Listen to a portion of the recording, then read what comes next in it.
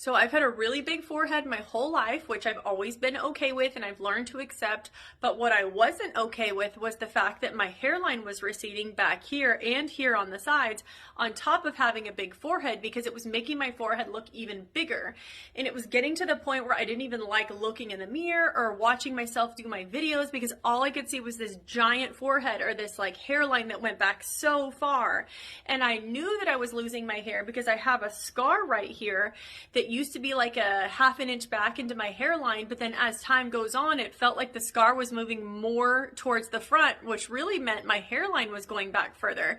And so it got really, really frustrating to me. So I decided to try Nutrafol, which is a hair loss supplement that actually worked kind of well for this area here, but I noticed that it wasn't growing in this area here. So I thought about my options. I thought about doing PRF injections, but I didn't want to have to do something over and over again. I'm the type of person that kind of just likes a one and done type of thing. So I looked into a hairline advancement or a forehead reduction where they cut off kind of a strip of the forehead skin here and then pull your hairline forward, so it makes your forehead look shorter. So I thought about that because I thought, oh, maybe that'll help my big forehead and it won't look like I'm losing my hair. But then I got nervous about how the hairline would look. Some of them look good, but some of them I feel like the hairline looks a little artificial because you kind of lose your baby hairs. So I thought really long and hard about it, and I thought, okay, well, I'm going to try a hair transplant. So basically what I did to research is I was looking for people in my area that did female hair transplants, and I didn't want somebody that did it kind of as a side hustle. I wanted somebody that that's all they did all the time was hair transplant. So I found somebody that I thought would be a good fit for me, went for a consultation, and they looked at the back of my hair to make sure that it was dense enough, because that's where they're going to get the donor hairs from. So they looked at that, they looked at, the type of hair loss I had, which I'm assuming is genetic. I don't know exactly. I don't know if it's because I pull my hair back all the time really tight, because I always have my hair back. I just hate hair hanging in my face when I'm doing injections and things like that.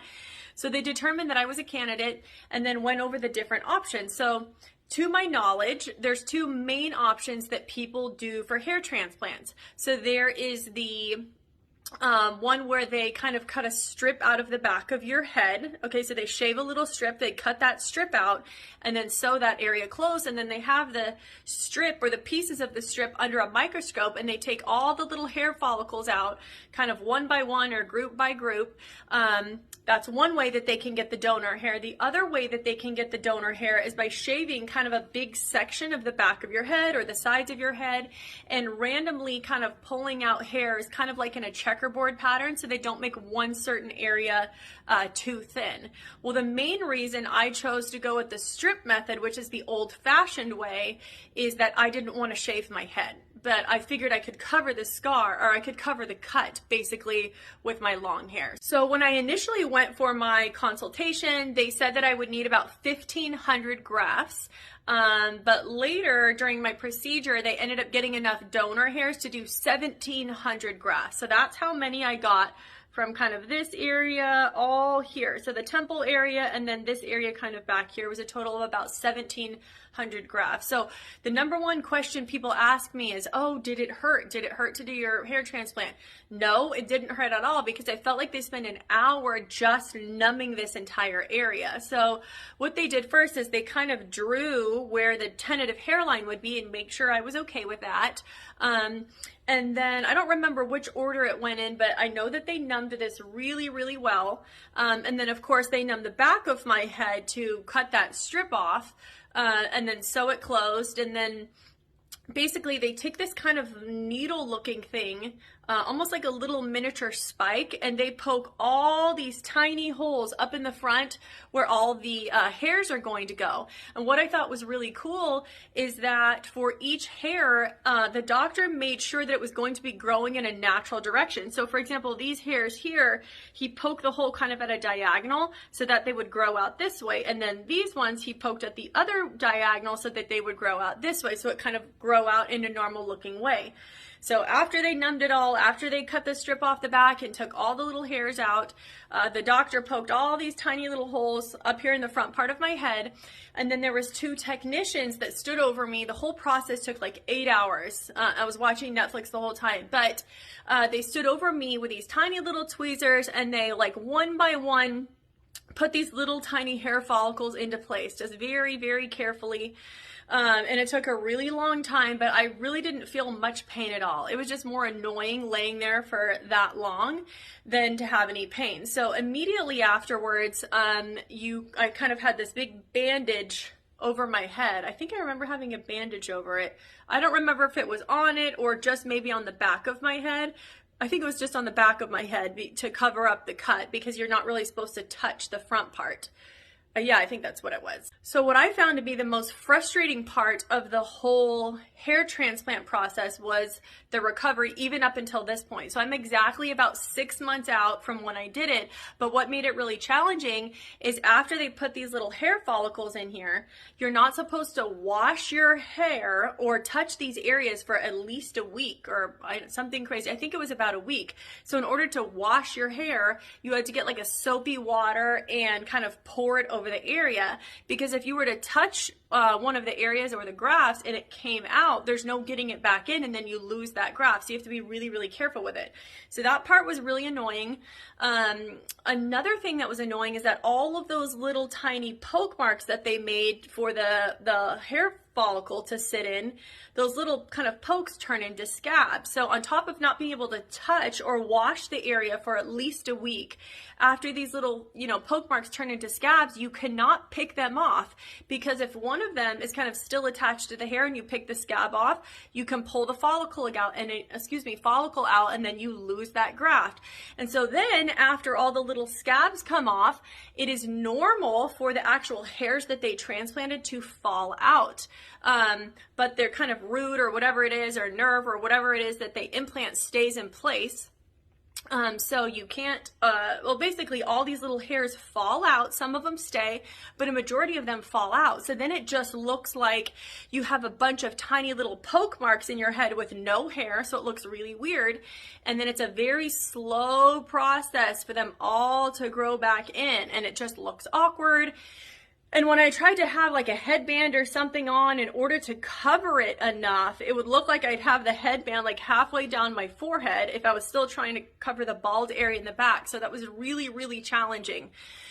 That was the worst part of it all, honestly, is how long the process was for the hair to start growing out. But now that it's maybe like this long, like an inch long, it's easy for me to, as you can see the area where my normal dense hair is, but it's easy for me to kind of brush this back with like an eyebrow brush and hairspray to kind of paste it back like this. It still does look weird when my hair's down, because there's all this long hair and then these kind of little fan of baby hairs at the front that just doesn't look natural. So I think I'm gonna have to wear it back still for a while until the front pieces grow long enough for it to blend in. Now, in terms of the healing on the incision on the back of my head, I did have stitches in that for a week or 10 days that could come out after 10 days.